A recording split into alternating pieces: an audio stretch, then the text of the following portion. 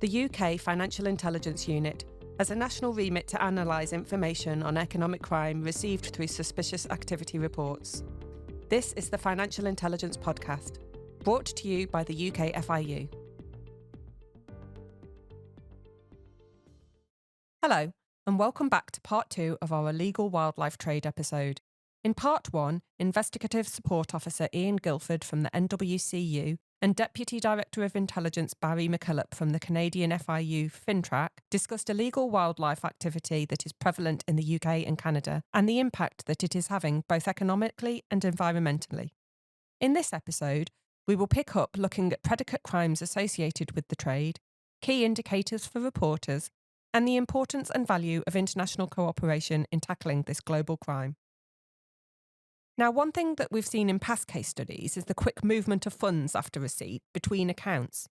This process of moving the money obtained on the sale of illegal wildlife through multiple transactions effectively cleans it of its illegitimate origin, making it look as though it's come from legitimate funds.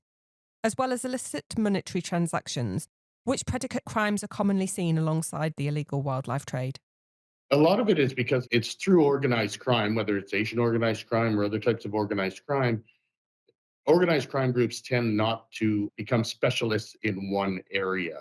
They're motivated by greed, they're motivated by money, and they will move whatever they can move illegally to make money. So whether it's illegal wildlife that they're moving, we will often seen that they're using the same routes and the same people to move drugs, to move weapons, to move people, and to commit fraud against people, whether it's the elderly or other vulnerable people.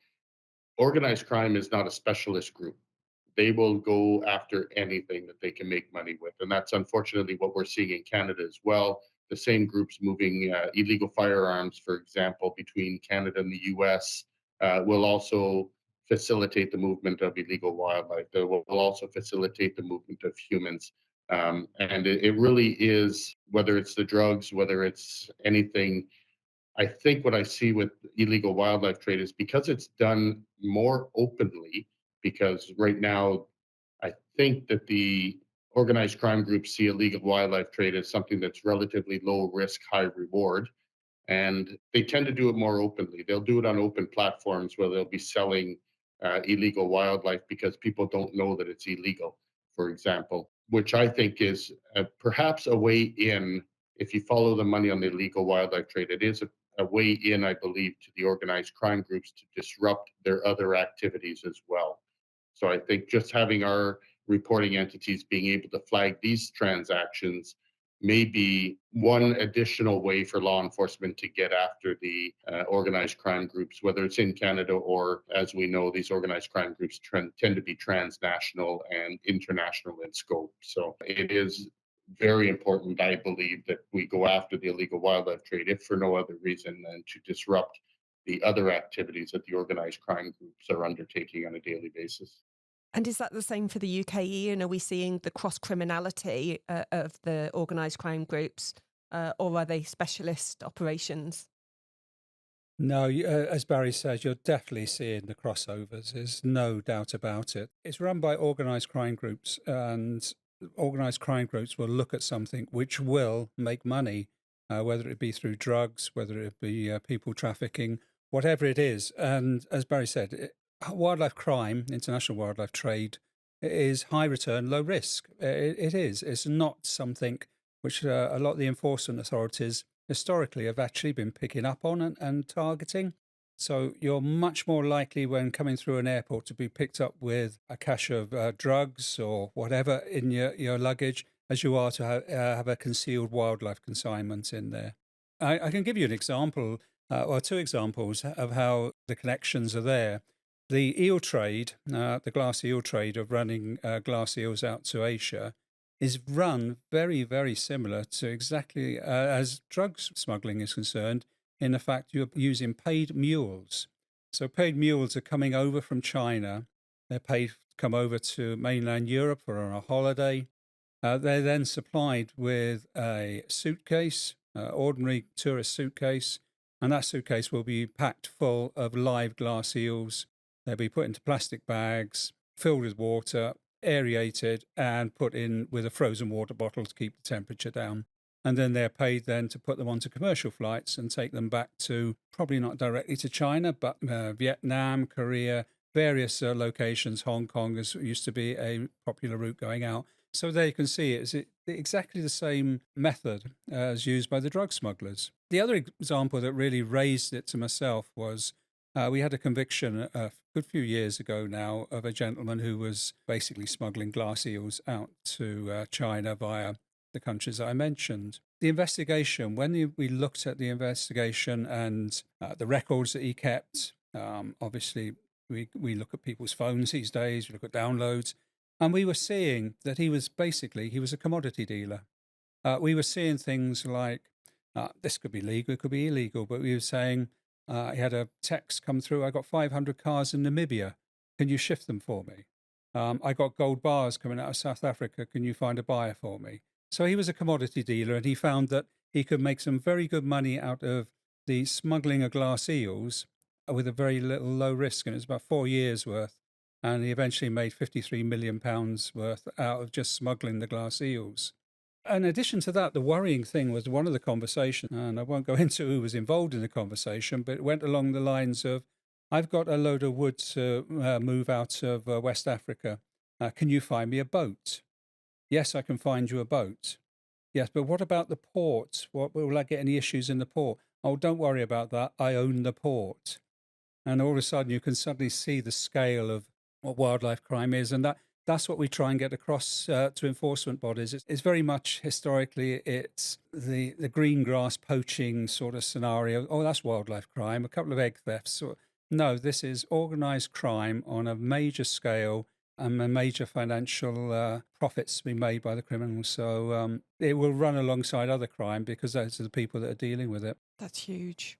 So based on the suspicious activity reports that the UK FIU has received relating to IWT, we've seen many instances where the UK is a source country, such as, for example, the trading of falcons and the glass eels to the Middle East and Asia. I think what you've just given me is an example of a case whereby the UK is used as a transit destination. Barry, is this something that you see in Canada as well? Unfortunately, it is. I think our economies are both solid. We have solid banks, whether it's in Canada or the UK. We have a very solid banking framework that unfortunately also plays well into the hands of the criminals. If you're looking at how do we move money, and we've seen it as well in Canada, where we'll have Canadian importers being used as financial intermediaries, for example, for wildlife trafficking, where they'll receive funds from ultimate recipients and then send funds to suppliers in other countries. One such example is an individual in Canada who sent funds to an entity in the US, followed by a transfer of funds from an import-export entity, a legitimate import-export entity in China, for a similar dollar value, suggesting the individual is actually importing wildlife only to re-export it overseas. And we see that in Canada a lot. We will be a transit country, contrary to some of the drugs where we may be a source country. Unfortunately, on the wildlife trade, we are a source country, but we're also our transit country. And a lot of that, we're a big country. We have lots of ports. We have lots of entry points. We have a solid financial framework in Canada. And people are unfortunately taking advantage of that as they do with other crimes. And Ian, can you tell me a little bit more about how the UK is used as a transit destination? In transit, quite often we're seeing shipments, probably derivatives are coming in, as I mentioned, the reptile skins coming in, and then we see them being then sold out. If someone sees a commodity where they can make a profit, they will buy it in. We've had alligator heads, which are openly for sale in the US down in Florida. And they've been shipped in via the back door into the UK. And again, he was then selling them at double the price he was buying them for, and they were going out all over the world. So yes, it's a common theme where we see where wildlife is a product. And if you can make a profit from it, people will do it. And as you mentioned previously, Ian, one of the challenges with IWT is the ability to obscure illegal trade through legal trade, as some of the species can be sold legitimately, but within set parameters.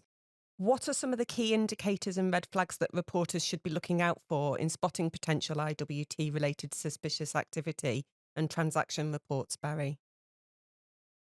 There are a number of them, and certainly our Project Anton operations alert has all these indicators, and they were developed internationally, so they're not just specific to Canada. But some of the indicators that we're looking at and are the transaction details themselves, the remittance information, the information that's written down when somebody sends money from themselves to someone else or receives money. There's email addresses, remittance information that talks to and speaks to, and as I said earlier, a lot of this is done in the open. So they'll actually make references to species of animal parts that are of concern for legal wildlife trade. So they'll have a reference to eels perhaps in the remittance information, or reference to the import of something or the export of goods, fisheries, wholesales. They'll have a reference to a pet store. They may own a pet store. We've seen remittance information where they actually put down it's for scales or it's for tortoise, or because some of these people don't think that there's a very high risk of them getting caught, and this is much more open. You will rarely see somebody sending money to somebody else to say, hey, this is for fentanyl. But they will, in fact, put down that it may be for one of our wildlife species that they're looking after at buying or selling. We also see information that identifies the individual or as an owner or an operator or an employee associated with an industry that could be used to facilitate illegal wildlife trade. So import, export of goods. They may run a pet store. They may own a freight company. They may be in animal control. And a lot of that is identifiable through the know your client information that banks have. We've seen frequent transfers to individuals or entities located in jurisdictions of concern. That is one that should be a red flag.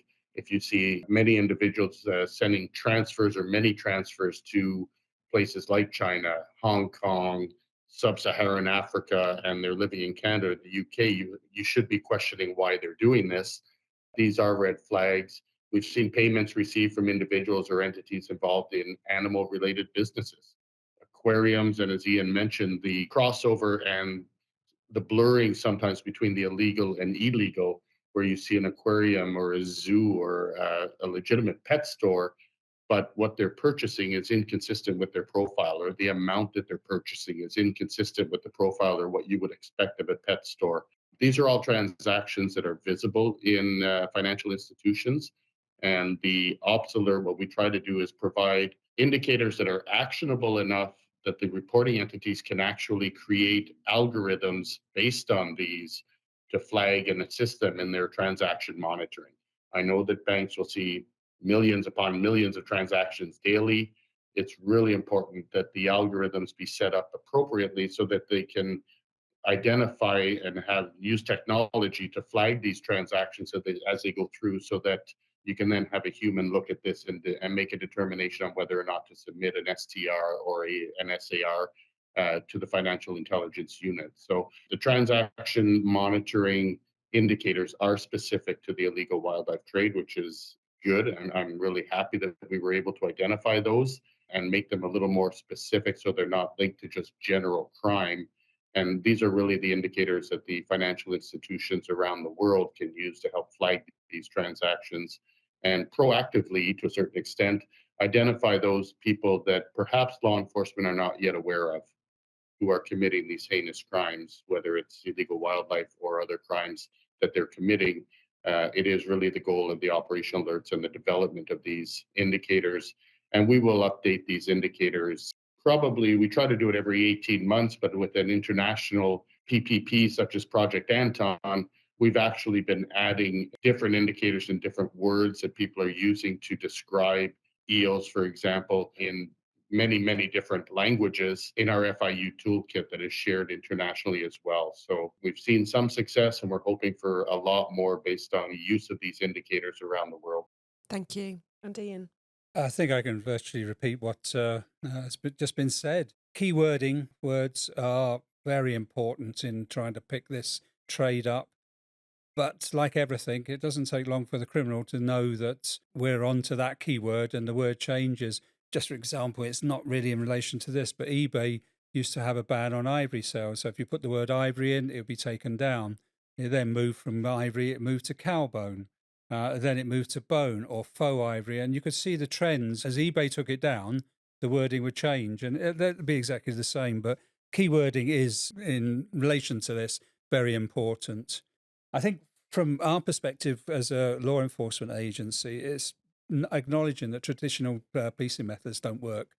We've got to look outside the box. We've got to look at the financial issue side of things. Hence why we run financial investigations alongside wildlife crime ones. And again, it's going back to the fact that it's all concealed, quite a lot of it. Well, not all, but a lot of it is concealed within the lawful trade, which does make it a lot harder because from a financial point of view, if you're looking at the trading, you're seeing lawful trading. But then it's the fact that there's an illegal trade within that legal trade makes it even harder to pick up. So again, as Barry says, you're looking at the wording, you're looking at the source countries, you're looking at which way the flows are going, looking at some of the companies and the values concerned. It's looking at all of these pointers to try and pick them up. We had one very recently, which was a very strange one, and it came in as a report, but we looked at it, and it was a pet shop in the UK trading with someone in India, yet we expected the money to big payments going to India for supply of reptiles or whatever, the wildlife from India. It was the other way round.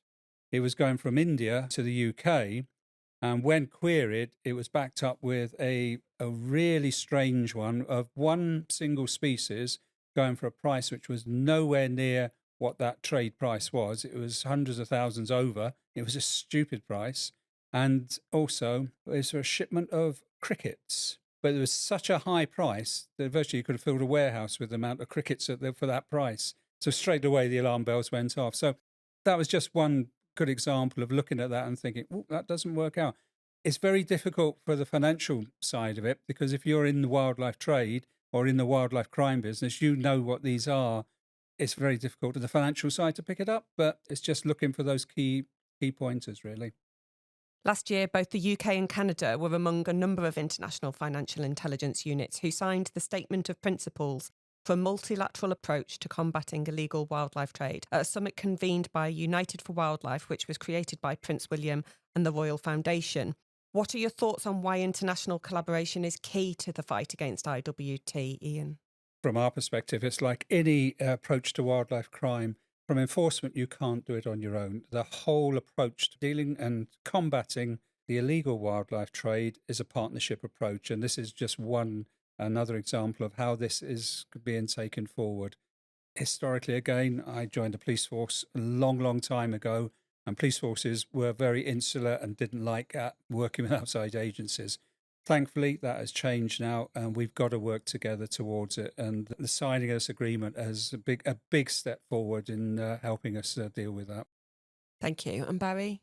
I couldn't agree more. I mean, the illegal wildlife trade is big business for organized crime. Estimates put the illegal wildlife trade at between 20 to 50 billion dollars, US dollars a year.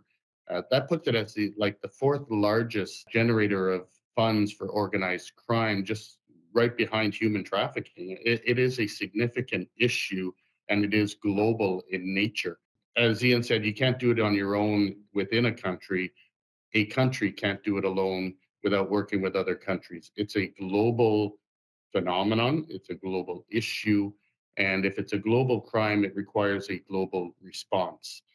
We have great partnerships around the world. We're developing better partnerships. We're developing more partnerships to address this crime. The Statement of Principles, I think, gives a nice focus on using the financial intelligence to combat this type of crime. You know, we've seen, I think the UNODC, so the United Nations Office on Drugs and Crime in 2020, identified, I think, 150 countries that had been seen and identified as suspected illegal wildlife traffickers. If you have 150 countries that have been identified by the UNODC, one country alone or two countries alone can't address this issue.